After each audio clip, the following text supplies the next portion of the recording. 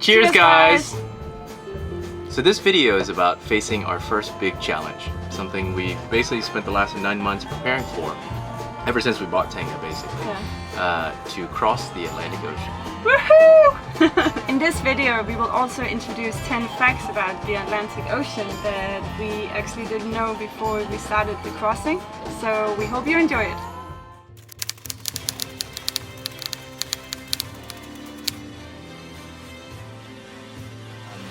And now we're setting off. I'd be lying if I didn't say it was a bit scary because always thinking about what I might have forgotten or what we missed out on when we were doing the final checks. But I think we've done pretty well. So I think it's just we're hopefully over prepared and everything will go smoothly, and then we'll be just sitting around bored, dreaming about the Mai Tais on the other side.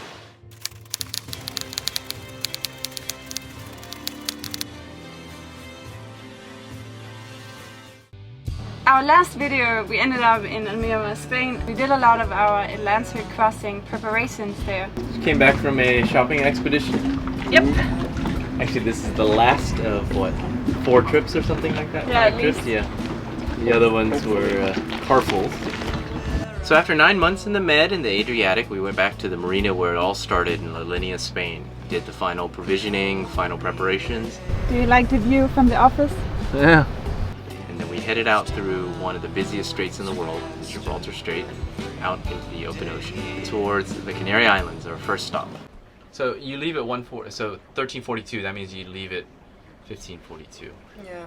And then, let's say it takes 3 hours. To get there, it's still gonna be dark. Yeah. Now we're trying to determine the best time to leave. To meet all the traffic. Yeah.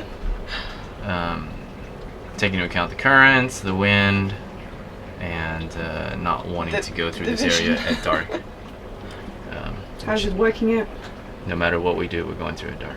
I'm making banana pancakes. Preparing for a 700-mile passage from Gibraltar out Las Palmas.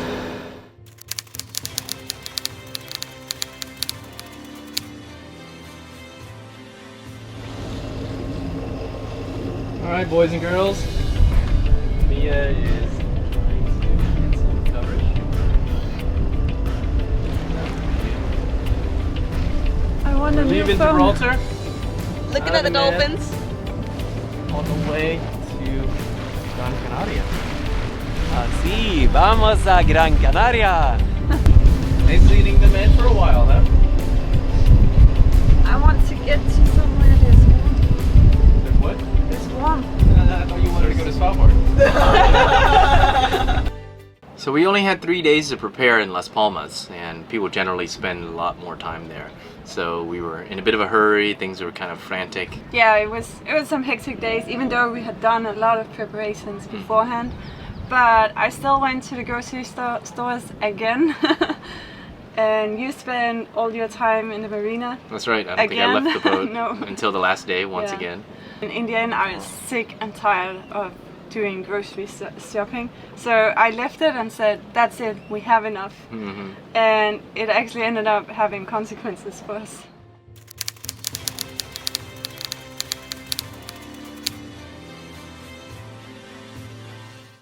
For our Atlantic crossing we decided to have 3 crew members on board, both to share in on the watches, but also to have great company for the many days that you're at sea.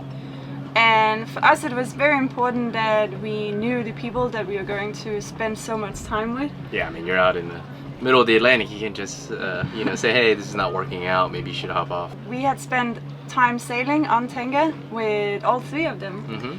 They didn't know each other, so that was a small surprise they were in for, but it worked out really great. So Kajsa, can you tell us a little bit about yourself? Yes, Mia. I am a 21-year-old girl from Sweden, and I On Tinder. found you guys online, and a couple of months later, here we are. And Kajsa, what are your expectations for this Atlantic crossing? Sun, waves, sailing. Warm weather? Yeah, I hope so. have Andrew from California, or Hey. San Francisco. Do you want to tell us a little bit about yourself? My mom's from where you're from. Yep. That's why we picked you Is that right? as a crew, yeah. That's the only reason? Yeah. Like, you know, he's not that great, but at least he's half Danish. Yes, yes. Yeah. I decided, I've been thinking a lot about self-torture lately, so I thought this would be a great way to accomplish that. Yeah, it really is. Be sleep deprived for 17 days. And Andrew, what are your expectations for this trip? To survive, No guarantees. to get somewhere warm, just have a good bonding experience with all of you, get the experience of crossing an ocean, which we haven't done yet. How the hell did I end up on this boat? I met Scott like 1 year ago at the Christmas party, and it was a Swedish party, and everyone in Sweden is pretty introvert, but there was this American dude who spoke a lot, so I confronted him, and he said he was going to buy a boat and sail across the world. Seemed like a good plan, I thought, and I've always wanted to do the Atlantic crossing, so that's why I'm here today. What I think I'm most excited about for this trip is probably getting away from civilization for a while. Just shut off your phone, being one with the nature, see an infinite horizon every day, and just getting into that rolly rhythm that we have here all the time.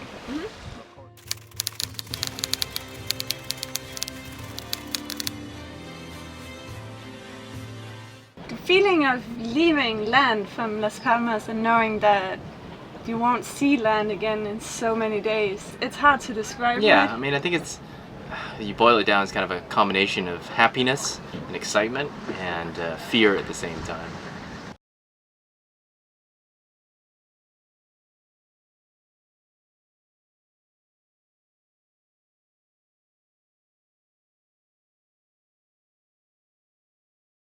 So the northeast trade winds, which would take us across the Atlantic, hadn't quite made its way all the way up to the Canary Islands yet. So we followed the traditional advice, which is head south until the butter melts. So we headed down towards Cabo Verde and kept going until we found the trade winds.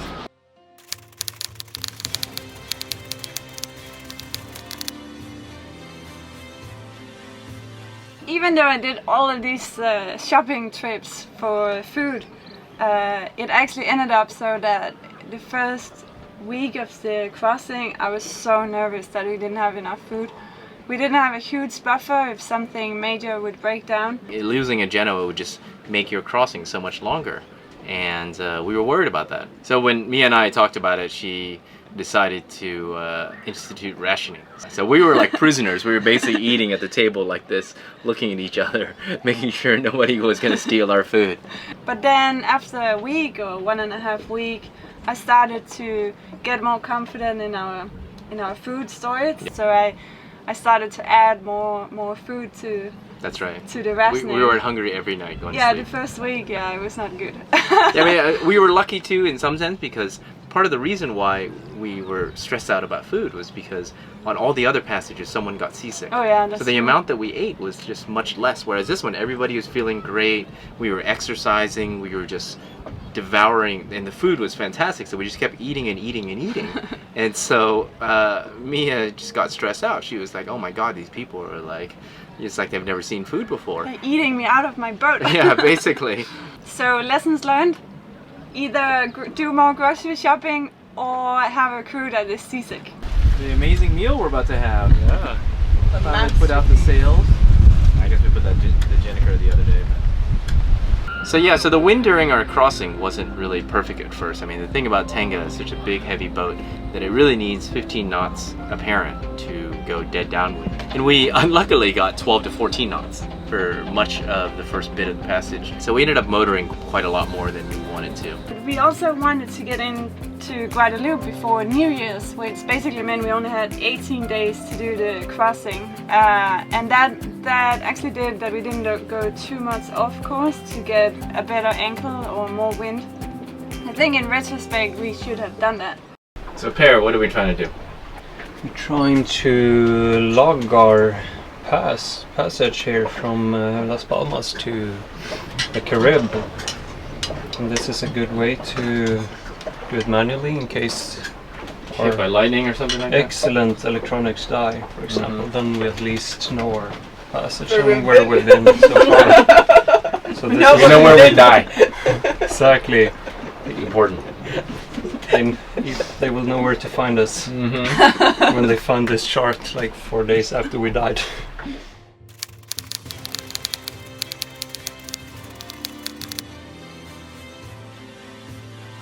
Thing is, we had Per aboard, who is a racer. So we have a Code Zero, we have a Jenniker, and he wanted to try them all out. So every day he just wanted to put up the Code Zero. At the end, I think he just liked seeing the thing because we put it up 3 days in a row, and it was like, hey Per, it's the same wind conditions, it's gonna be the same result. He's like, oh, let's try it. And we pulled it up, and then it was out for what? 10 minutes. Yeah, 10 minutes, and I'm like, oh, well, doesn't This work will again. rip if we continue. So he smiles, he looks at it, gets excited, we pull it down, and same thing the next day. So with 5 people total on board, we had pretty short watches, which was really nice. We had a lot of free time to ourselves. And we also sailed during Christmas and possibly New Year. So we ended up making a lot of traditional Christmas food from our individual backgrounds. So what are we about to do, Mia? We're having lyssebullar that Kajsa made. How was it making it out here in the Atlantic? A little rolly, but it went fine. I hope that they are good and ready. A little difficult with the oven. And how many shopping days left till Christmas? To get this SSB working, we can shop on Amazon. Delivery, right? Delivery, yeah. Delivery to Guadeloupe. That's right. Yes. Middle of the Atlantic. Elon Musk will come by and Pizza delivery in the middle of the Atlantic. Okay, we gotta taste these. So at some point the wind did fill in, and we started getting 18 to 25 knots apparent, going dead downwind. We needed that. Yeah. The wind just brings a better mood to. Oh yeah, everybody. I mean, at that point we'd been over halfway across, you know, motored for a couple days. We were just like, oh God, get us there. And then when it started blowing and the boat was just flying, we were surfing down waves. We hit like 12 knots, 13 knots surfing down waves. Everybody was just so happy. We were sitting there. I mean, that was what we signed up And for. you start doing speed limits. Oh shit! I'm filming.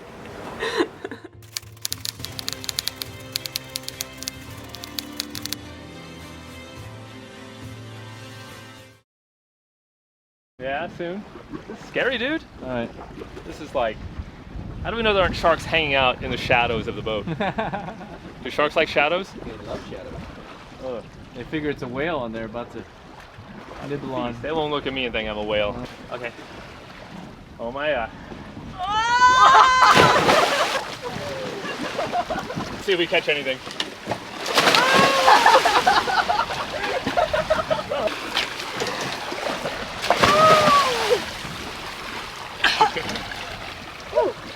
Come on, me son.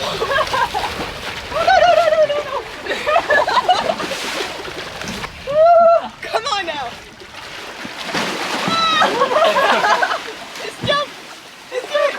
Nice, good.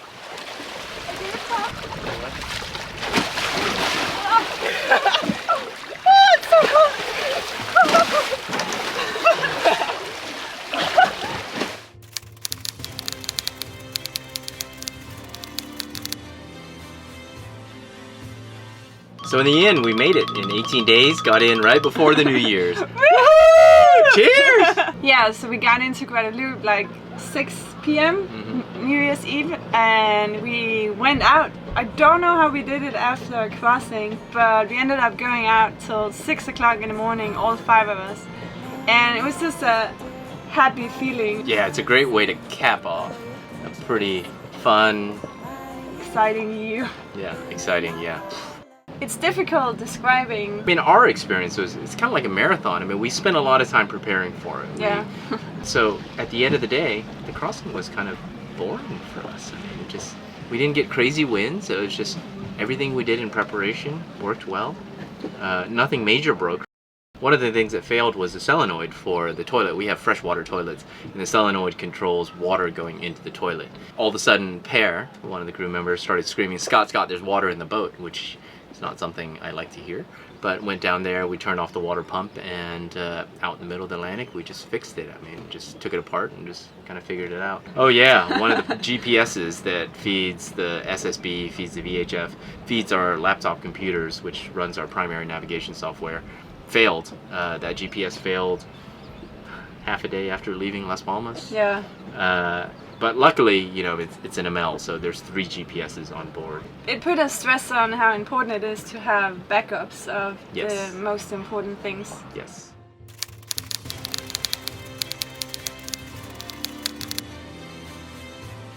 At the end of each trip, you have to say goodbye to the crew that has sailed with us. And we have had many crews coming in and out of our boat, but this was one of the tougher goodbyes. Bye! Bye. It was fun. It's awesome. See you. We created what we called the Tengah Daily. Cardio tips for those without a lover on board. First tip, masturbate with both hands. Second, play Sudoku really fast. If you died on board Tengah, would you rather be chopped up and put in a freezer or thrown in the ocean? Thrown in the ocean. I think there is room in the freezer.